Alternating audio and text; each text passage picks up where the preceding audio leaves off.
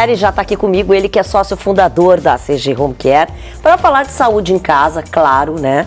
Tudo bem, Alexandre? Tudo ótimo, prazer estar aqui. Eu sempre chamo ele de Alex, agora falei, mas é só Alexandre. É Ale, Pires, né? Alex, é qualquer coisa. Olha, gente, é muito nome que dá para chamar, mas olha só, a gente vai falar hoje de um assunto que até a Josia Pacheco já tratou aqui no programa, que é o Junho Violeta, né? A importância de garantir aí direito e dignidade aos idosos, né, Alex? É importante, o meu meio, né, de home care, ele é isso, né, exatamente tratar e cuidar dos idosos, e a gente fala de um cuidado global, e daí entra essa questão da violência.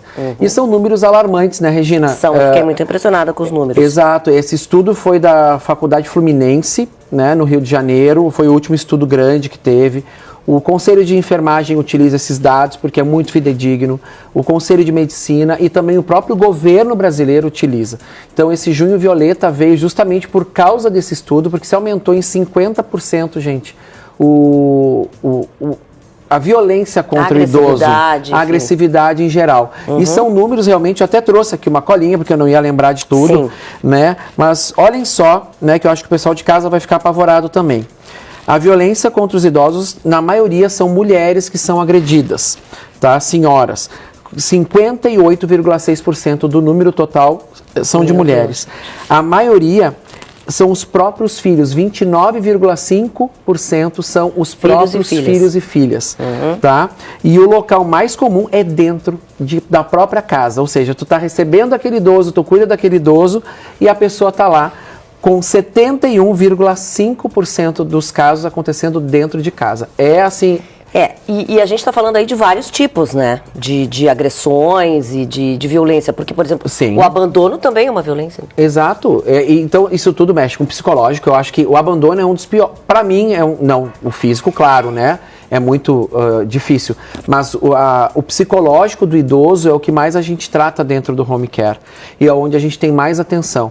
E, claro, nesses 25 anos, gente, já me deparei com famílias que eu tive que chamar a atenção, porque existe um protocolo, né, que o nosso governo do estado, ele pede que a gente siga. E esses protocolos são para todas as empresas de saúde. Então, nós temos que fazer a notificação e depois, caso a notificação não resolva, nós temos que fazer a denúncia. Eu, nesse período todo, graças a Deus, eu só tive notificações. Então, isso que está aparecendo. Tá aparecendo isso, aí, ó. Ótimo esses dados aí, ó. Então, a gente tem, claro, toda uma capacitação, né? Então, obrigações das empresas, né? Que isso é bom que as pessoas saibam. Isso para todas as empresas de saúde. Capacitar os profissionais para desenvolver um olhar qualificado. Então, assim, aquele idoso, tu viu algum hematoma, tu viu alguma coisa, tu desconfiou de algo, tu viu aquele idoso mais no seu mundo, assim, mais fechado, a gente tem que ter essa atenção.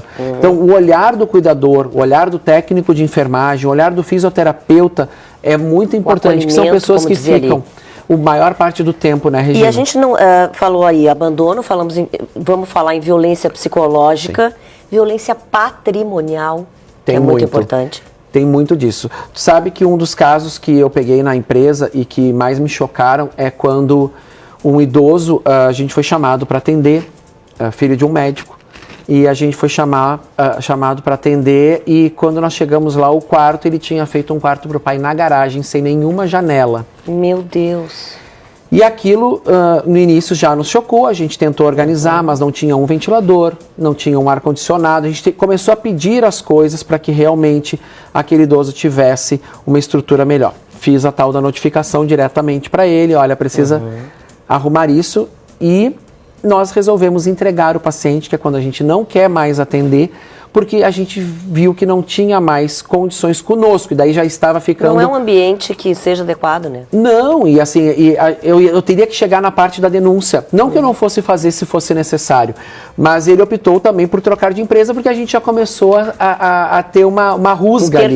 Interferência, porque eu não posso ser conivente com isso, eu não iria aceitar um idoso ficar num quarto sem uma janela, sem uma vista. Então, a gente precisa estar atento. E não é só isso, né, a questão da janela, é a questão mesmo do ar, do ambiente, às vezes muito úmido o lugar, é isso. E o psicológico desse idoso, eu uso ele como exemplo, era extremamente frágil. Então, os nossos profissionais traziam os relatos do que ele sentia, do que ele sofria pessoalmente trancado não, mas assim, dentro desse ambiente. Isolado, né? Isolado. E essa violência patrimonial que a gente fala é a questão de que muitas vezes os filhos ou parentes usam até a própria aposentadoria, né?